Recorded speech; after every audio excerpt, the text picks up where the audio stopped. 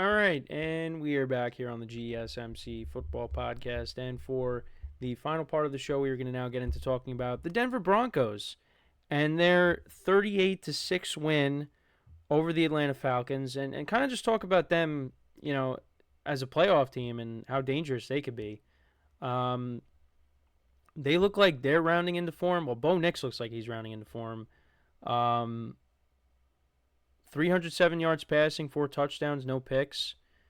28-33. He was solid on Sunday, and going into this year, I don't know what I had I think I had the Broncos at like 5 wins. I didn't really expect much from them, but they have been a pleasant surprise. And credit to Sean Payton. Sean Payton drafted his guy, the guy that he wanted, and it's paid off. He's been getting better and better. And, there's not a lot of household names on this team, but they're getting it done. They're playing good defense. Um, they're running the football. And, Bo Nix is, connecting with his receivers. And, they're winning games. They are winning games. And they're 6-5 right now. And the Falcons are a team that came in with expectations. And, I was curious to see how this game was going to go. Was it going to be a close game? The Broncos just wiped the floor with them. Which I think it says a lot about both teams. The Falcons, to me, are not. They're a team that can make the playoffs, but they're a team that's really not going to do anything this year. And Kirk Cousins has been kind of a disappointment this year. And you take out, like, his overall numbers, he's got 17 touchdowns to 9 picks. But a lot of those touchdowns came against the Bucs. He has 8 touchdowns to 1 pick against the Bucs. You take that out, right? You take those 2 games out. I mean, he hasn't really been that good. Now, he's another guy that's come off of an Achilles injury. Now, he's looked better than Aaron Rodgers. But he's been a disappointment. And they gave him a lot of money, a lot of fully guaranteed money. And, you got 3 more years of this, and Michael Penix had to come in at the end. He went 2 for 4 for 24 yards. Could we see Michael Penix sooner than we expect? Who knows? But the Falcons just could not get anything going in this game.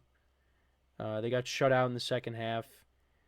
And they only scored 2 field goals in this game. So, and look, they still, they're still in a good position to win this division. But out of the bye, you got the Chargers and then the Vikings. The Bucs could get themselves back in it. Despite all the injuries that they have dealt with, they can get back in this. And, if the Falcons aren't careful, they can end up losing this division and the Bucs could overtake them, and it would be a disappointing year for the Falcons. Because every week it just seemed like there were times this year where you look at it and you're like, all right, this is where they're figuring it out. And then they just take a step back. Like they had a 3-game winning streak. You lose by 3 scores to the Seahawks. Then you win back-to-back games against the Falcons, or against the Buccaneers, and then against the Cowboys. And then now you've lost your last 2 games on the road. I mean, maybe the bye week helps them, and they come out of the bye and they look like a different team. That's possible, but yeah, not looking good. Not looking good right now. But to kind of go through the game, Broncos, I mean, their first drive of the game, they went 9 plays, 70 yards down the field. And Bo Nix connected with Akins for a 12-yard touchdown. And then the Falcons put together a 9-minute drive. They went down the field. Younghoe Koo kicked a 41-yard field goal. So, they answered with a field goal. And, you thought, okay, let's see what happens here. And then you had a couple of punts. But then the Broncos responded with another touchdown. And that was a Javonte Williams 14-yard touchdown. Falcons then responded with another field goal, 51-yarder from Younghoe Koo. And then the Broncos responded with yet another touchdown. Bo Nix connecting with Marvin Mims. So that made it 21-6. And then the Falcons could not get into field goal range at the end of the half. So it was 21-6. Then another punt by the Falcons to start off the second half, which led to another Broncos touchdown. Bo Nix to Troy Franklin. Kirk Cousins ends up getting picked off. A couple more punts. Broncos then kick a field goal. Will Lutz 45-yard field goal. And then in the fourth quarter, they scored another touchdown. A little Jordan Humphrey from 41 yards out scores from Bo Nix. Pass from Bo Nix. And, yeah, 38-6 is the final score. Kirk Cousins 18-27 for 173 yards. No touchdowns and a pick. Didn't finish the game, like I said. Michael Penix came in. Bijan Robinson, 35 yards on the ground. Drake London, three receptions for 61 yards. Ray-Ray McCloud had 6 for 46. Bijan Robinson, 4 for 28. Darnell Mooney dealt with the hamstring injury. He left the game early, but it doesn't appear to be too serious. Kyle Pitts, only 1 catch for 9 yards. The Falcons' defense had 1 sack in the game. Bo Nix, like I said, 28-33, 307 yards passing, 4 touchdowns, no interceptions. The Broncos ran the ball for 105 yards. You had 59 yards on the ground from Javonte Williams in a touchdown. You also had Jaleel McLaughlin. He had 19 rushing yards in the game. Cortland Sutton, he continues to have a good season, 7 receptions for 78 yards. Devon Vele, 4 for 66. Little Jordan Humphrey, 4 for 52 and a touchdown. Marvin Mims, 2 for 49 and a touchdown. He's been getting more involved in recent weeks. Troy Franklin had 2 for 15 and a touchdown. Nate Akins, 1 for 12 and a touchdown. Broncos defense, 4 sacks in this game. But yeah, they're 6-5. You know, it's unfortunate they lost to the Chiefs. That's a game they could have won. But look, they've been looking better. And you got the Raiders coming up. Then you got the Browns at home. So those are winnable games coming up. So they could really, separate themselves from the pack in that wild card race with some of these games coming up. They're in a good spot right now. They're 2 games up on the Colts, 2.5 games up on the Dolphins, 3 games up on the Bengals. They do play the Bengals later in the year. So I like the Broncos' chances to make the playoffs right now. Bo Nix continues to play this way. You know, the defense continues to play well. You got to like the direction that they're heading in. And this can be a dangerous team in the playoffs. You saw what they did when they went on the road against the Chiefs and Arrowhead. That's a game they could have won. But yeah, I know when they went up against the Ravens that didn't go well. But you never know if the Broncos see them again. Maybe that game goes a little bit differently. And Bo Nix continues to, gain confidence, and that's what you need. And you got the experienced head coach in Sean Payton, who's been there and won a lot of big games, has won a Super Bowl before. So the Broncos are heading in the right direction.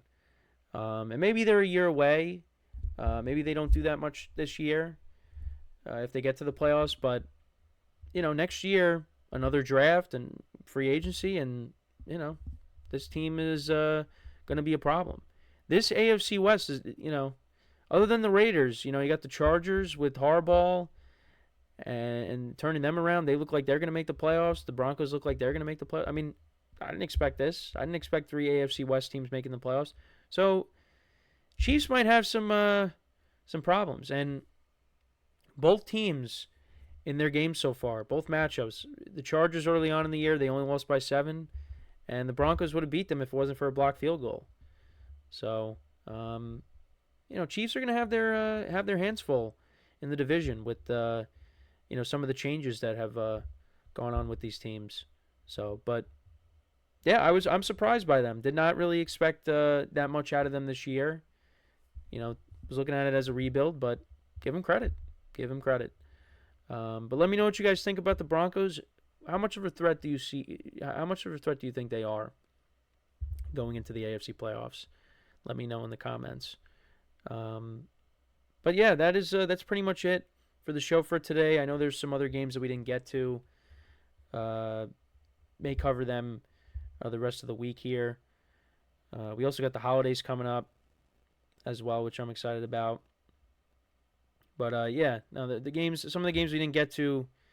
The Lions, they continue their winning ways. The Dolphins have won 2 in a row. The Saints, Taysom Hill, how about his big game, 3 touchdowns in that game against the Browns. The Vikings are 8-2 on the season. The Rams get back to 500 with the win over the Patriots. So, we're moving right along here. We're now going to be in week 12. We start off with um, the Browns and the Steelers. So that'll be how we kick things off here to start week 12, and then we go from there. But we're approaching the end of the regular season. We're coming up on that. It'll be here before we know it, and just got to enjoy the football that we have here. And also, the college football playoff will be around the corner soon. So that'll be exciting to see how that new format works. But yeah, look, it always goes fast, so you just got to enjoy it. But yeah, once you start getting to Thanksgiving and then Christmas after that, that's when you're really nearing the end here. So, but there's still a lot of things that need to be decided. Nothing is set in stone yet. When it comes to maybe home field advantage and some divisions, there's a lot of things that still are going to be decided down the stretch here. And there's a lot of close divisional races here. And we'll make sure to cover all of it. So, but I appreciate you guys tuning in today. Make sure to check out all the other shows, like I always say. Give the other shows some love.